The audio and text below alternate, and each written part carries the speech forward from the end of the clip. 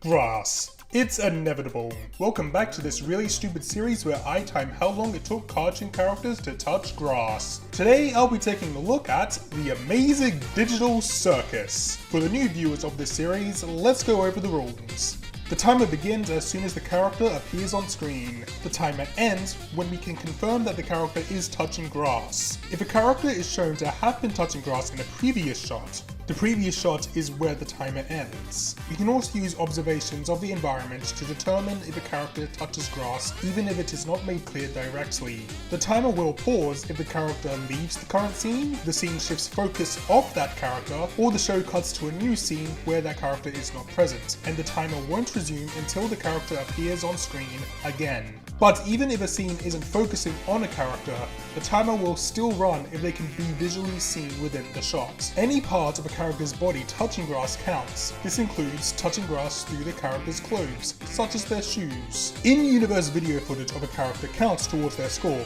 however pictures do not. And intros, end credits, as well as dream or fantasy sequences do not add to the timer.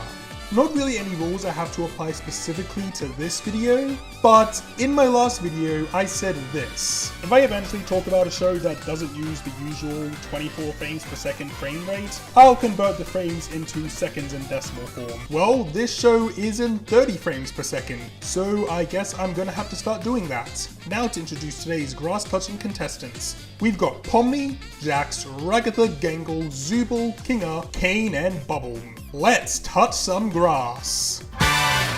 Get ready for some very long times. The closest Pomni gets to grass in the pilot is her flying high above the grass of the circus grounds when Kane shows her about. So let's move on to Candy Carrier Chaos. This episode is an obvious Mad Max parody, so we can't use the excuse that this is just a different color of grass. This is a big old desert, so that means we're gonna have to go even further ahead to the mystery of Mildenhall Manor. There is grass outside the manor, but we never see anyone outside the manor touching it. So after a trip to hell, we arrive at Fast Food Masquerade. Even though Pomni once again touches zero grass this episode, Gangle takes over the protagonist role, cutting down her time significantly. And finally, we arrive at Untitled.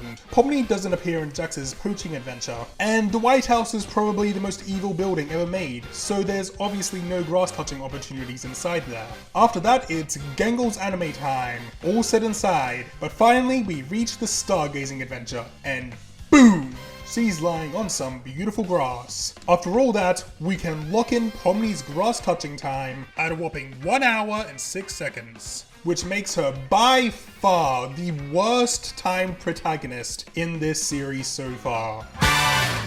Jaxie Boy did much better than I was expecting. Pretty much what you expect for the first couple of episodes. Nothing in the pilot. He only really goes to the Goink Cave this episode, where there isn't any grass. Candy Carrier Chaos, again, no grass in this candy desert. He appears very little in The Haunting of Mildenhall Manor, and there's also zero grass touching in Fast Food Masquerade. I thought he might have walked on some grass outside of Spudsy's when he went to his car, but unfortunately, we need to move on to Untitled. Right as the first adventure begins, he leaps onto the screen, and if we reverse back a few seconds, we can easily deduce that he had to have been jumping from this grass. I feel really sorry for Jax. He so clearly longs to touch grass, but he was never given the opportunity to do so in Kane's adventures. As soon as it's one of his adventures, however, he's touching grass immediately, in a very unfortunate time of 27 minutes and 57 seconds.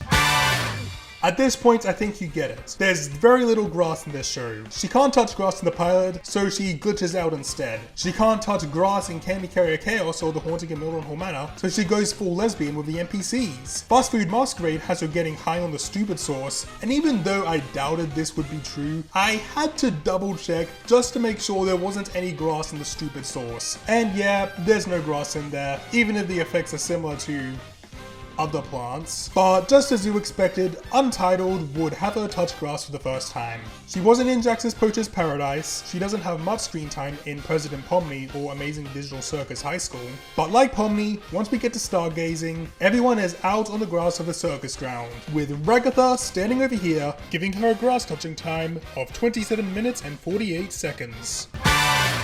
Gangle does pretty damn good for this show. Of course, she never gets a chance to touch grass in the pilot or Candy Carrier Chaos, and she unfortunately gets a lot of time added to her score on the ladder due to her being the one driving the truck, meaning the timer still runs despite the fact we can't see her. Thankfully, like Jax and Ragatha, she barely appears in Mildenhall Manor, but then along comes Fast Food Masquerade, throwing her up into the protagonist role, and now her time just goes up and up and up, getting closer and closer to going below Jax's score. So she takes care of business. She sends Jax to the Shadow Realm to show him that he's not getting the one-up on her this time, because look at that! Gangle on grass, sneaking her way to the top with a score of 22 minutes and 29 seconds. Like Jax, Zooble clearly has a desire for grass, but they actually try to get as low a score as possible. They purposefully stay out of adventures in order to cut down their grass touching time. Unfortunately, Kane tries to interfere, forcing them to talk to him in Mildenhall Manor and sending them to work at Spudsy's. They still try to keep their grass touching time low though, trying to be as normal as possible in Fast Food Masquerade in order to not get as much screen time drawn to them. In Untitled, they get placed near some grass in Jax's Poacher's Paradise, but they sure as hell weren't gonna let Jax be able to take any kind of credit for their grass touching, so they quickly call a vote and skip ahead. But it seems they regretted that pretty fast. They seem pretty agitated in the following adventures, thinking they probably should have taken the grass touching opportunity they just had. But in Stargazing, while at first it seems they're just sitting on a picnic blanket, we soon see them finally reaching their goal and touching grass in just 15 minutes and 46 seconds.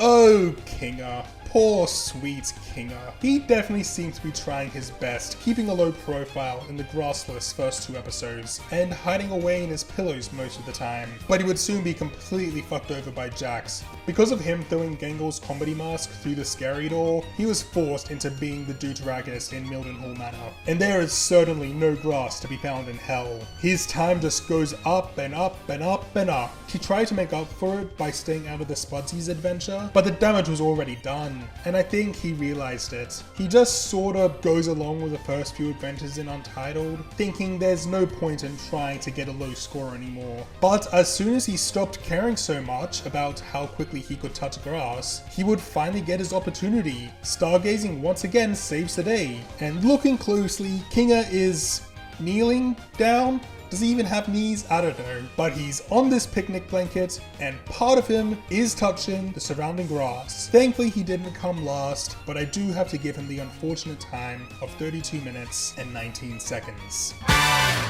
I'm counting these two together, because as of right now, neither Kane or Bubble have touched grass, and I highly doubt we'll see them touch any grass in future episodes. But if they do, I will update the ranking.